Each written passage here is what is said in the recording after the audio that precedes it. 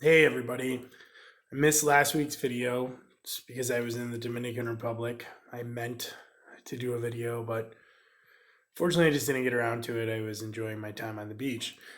So it's Sunday this week, coming back, absolutely kicked my butt. As you can tell, I'm all disheveled here, working from home today to get caught up, but wanted to get my video in. It's actually going to be one of the last videos on this channel. I'm going to be separating them so that I have my own YouTube investor channel, and Procopio Real Estate also has a channel. But anyways, today I want to talk to you about area crime, stuff like that. Obviously, that's a huge fair housing violation, but it's a question I get almost every single day. Whether it's someone trying to identify the property by class, A, B, C, now there's a D apparently, and or they're asking me what the area is like. We can't answer those questions. What I can tell you is, one, always check the Trulia crime map. It's pretty accurate. I've been involved with some investing around the country, or helped some people. I analyze property. From what I've always seen, the Trulia crime map holds pretty true. It definitely does here in Syracuse. You can go on to some local police agencies. You can check census. You can check statistics. There's a lot to be found about what kind of crime is going on in the area. And ultimately, obviously, if you're local or not local, I tell people to take a drive through the area at different times of day or night. We also tell tenants the same thing because we can't answer those questions for tenants. But people ask me all the time, what that has to do with investing, and they want better areas.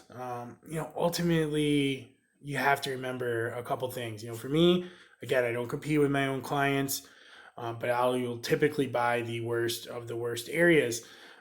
And you have to remember that the people that live there, they need a place to live. They need a good place to live. Most of them have shopped on the bodega at the corner their entire lives.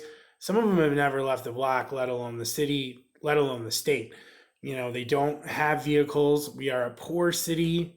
Their means of transportation is by bus, friend, maybe even Uber now, but the majority of it is walking distance. So, they have ties to the neighborhood. They grew up in the neighborhood. They have family there. They want to be close to their family. I hear it all the time. We'll get a lot of mothers or daughters renting the same property if we have two families, but ultimately they need a good product and they need a place to live also in these neighborhoods that people would classify as bad neighborhoods.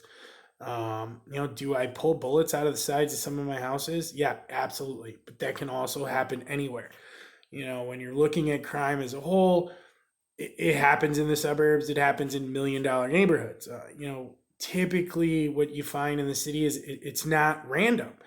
You mind your own business and you're good to go. The crime tends to be targeted. They know that so and so robbed them for this, and that they walk down to this store every day at 11 a.m. So that's when they do their drive-by shooting. But crime is across the country. It's everywhere. If you are trying to get a certain tenant base, then obviously, but I tend to not look at that as playing a huge factor. Are there certain streets that ring bells to me personally that I won't buy on because I know that they have a tendency, their main traffic passageways through the city? I may call them like they tend to have more drive-by shootings than others. I have had, you can Google one of my addresses right now and contact me for more information. We can talk about it. But I've had two shootings in one of my properties. One, they robbed the guy. He was running an illegal gambling house. And second, again, it was a high traffic area. I paid like $5,000 for the house 15 years ago.